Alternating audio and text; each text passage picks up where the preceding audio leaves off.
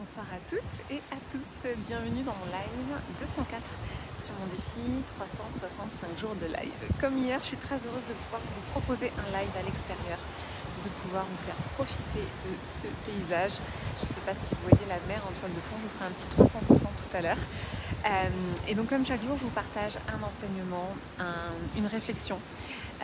Donc de ce domaine de l'invisible, voilà, qui me passionne. Donc quand vous êtes là et si vous êtes là, vous pouvez me faire un petit coucou dans les commentaires, me dire que vous êtes bien présent parce que je ne vois pas forcément qui est connecté. Si vous êtes là en replay, mettez-moi le hashtag replay. Si c'est la première fois que vous voyez un de mes lives, vous pouvez me mettre le hashtag ThePositivePlace. Donc pendant que vous êtes en train d'arriver, voilà, je vais vous faire un petit 360 du paysage. On est en plein pendant l'heure du coucher de soleil. Voilà, hop. C'est magnifique. Je vous propose ce live en extérieur. Je suis très heureuse de pouvoir le faire. Le temps est avec nous depuis hier. Et j'ai mes petites feuilles qui volent. Donc hop, je vais coincer tout ça. Puisqu'aujourd'hui, j'avais envie de vous parler d'un sujet, de quelque chose que vraiment j'ai identifié. Qui aussi me vient de mes réflexions sur le travail de Marshall Rosenberg, que peut-être vous connaissez. Marshall Rosenberg, c'est le fondateur de la CNV, la communication non violente.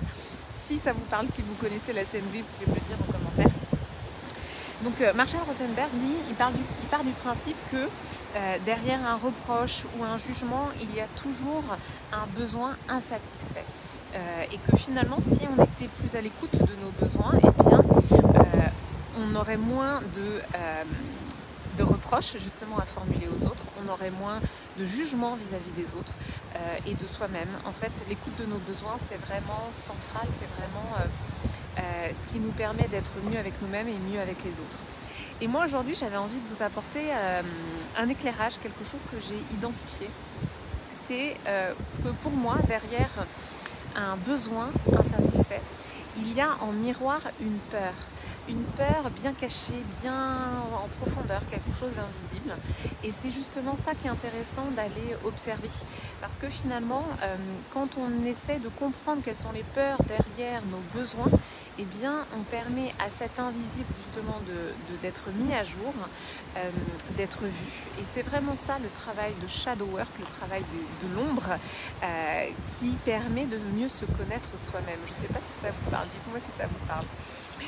Et bien, je vais vous donner un exemple, notamment, par exemple, le besoin de plaire. Derrière le besoin de plaire, qu'est-ce qu'on a? On a le besoin d'être aimé.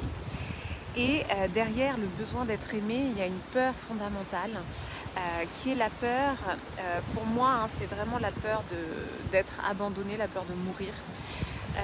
Globalement, quand on fait ce travail de shadow work, en fait, c'est intéressant de le faire en cascade et d'aller voir qu'est-ce qu'il y a derrière, comme là je viens de vous le faire. Quelqu'un qui va avoir besoin du regard des autres, de briller, de plaire à tout prix, être dans la séduction, que ce soit pour les hommes ou pour les femmes. Hein.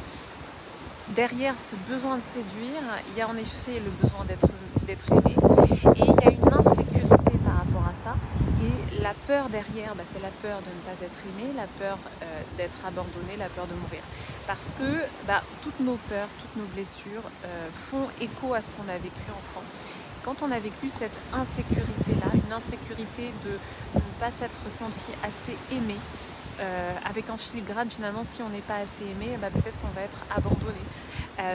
Donc il y a vraiment cette cascade, j'ai envie de dire, une espèce de cascade à mettre en lumière pour pouvoir comprendre un comportement dans l'ici et maintenant. Donc le comportement dans l'ici et maintenant, c'est j'ai besoin de séduire. Et en fait en profondeur, j'ai mon fils qui pousse des cris, et en fait en profondeur dans l'invisible, il y a cette peur de ne pas être aimé, cette peur de mourir. Évidemment, une grande partie de nos peurs fondamentales, c'est la peur de mourir parce que en tant qu'être humain mortel, c'est aussi ce qui nous permet de rester en vie. Si on n'avait pas peur de mourir, finalement on ne se préserverait pas de la mort. Et j'avais lu cette information-là que je trouvais assez énorme. C'est, je ne sais pas si vous avez vu ces photos de ces ouvriers qui ont travaillé sur la Tour Eiffel au moment de sa construction.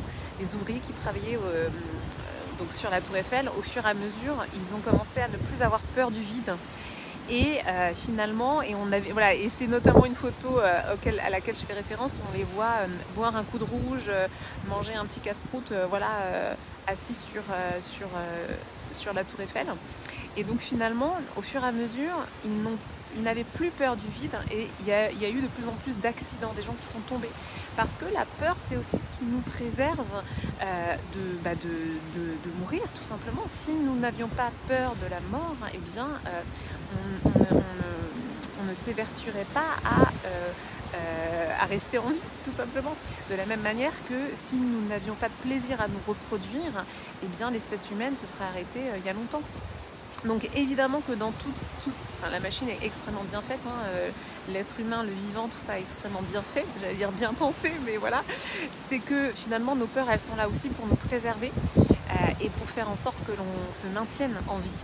Mais c'est aussi ce qui nous pourrit la vie, et notamment à nous en tant qu'occidentaux. Alors je dis occidentaux, et évidemment qu'en Asie ils ont des problèmes, ils en ont d'autres, mais nous occidentaux, pour moi il nous manque en effet cette culture de la vie qui est vraiment de prendre aussi, d'accepter ce balancier, ce yin et ce yang, d'accepter toute cette dimension oui, nous sommes mortels, et en même temps on peut vivre pleinement sa vie en étant dans une forme d'équilibre.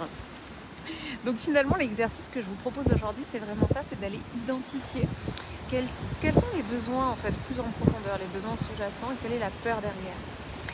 Et c'est vraiment ce qu'on va faire dans notamment Healing, la blessure d'abandon. On démarre le 8 novembre, et voilà, je cherche dans ma tête la date. Mais voilà, le 8 novembre, on démarre Healing avec cette blessure d'abandon. On va faire 3 lives à ce sujet pour aller vraiment comprendre qu'est-ce qui va justement nous mettre en insécurité. La blessure d'abandon, c'est vraiment cette blessure de l'insécurité. Et c'est, en tout cas dans mes accompagnements, ce que j'ai à cœur, c'est d'aller toucher à cet invisible. Là, dans ces lives, je vous donne à voir du visible. Dans ces lives, je vous donne à voir ce qu'on ne voit pas.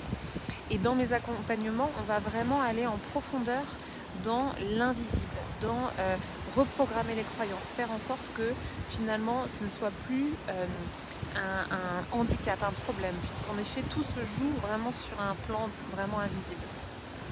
Donc c'est ce que je vous propose de faire dans Healing, et c'est ce que je vous propose dans ces lives. Voilà, dans ces lives, c'est ma contribution.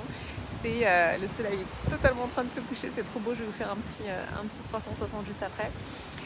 C'est bien d'aller en effet voir cette partie invisible et d'aller vous questionner sur ces sujets-là. Je regarde si je vous ai tout dit. Oui, je vous ai tout dit. Donc je vais vous faire un petit focus pour finir sur le paysage, parce que c'est magnifique ce coucher de soleil. Peut-être que ça sera surexposé, j'espère que vous allez bien voir. Voilà, oh, waouh. Je pense que c'est plutôt pas mal. Avec le bruit de la mer en fond. Yes. Super. Et bien écoutez, je vais vous laisser sur cette dernière image. Je vais vous souhaiter une très belle et douce soirée. Dites-moi en commentaire si ça résonne et comment ça résonne pour vous. C'est toujours un plaisir pour moi de me connecter à vous, et je vais vous souhaiter une belle soirée. Je vous dis à demain.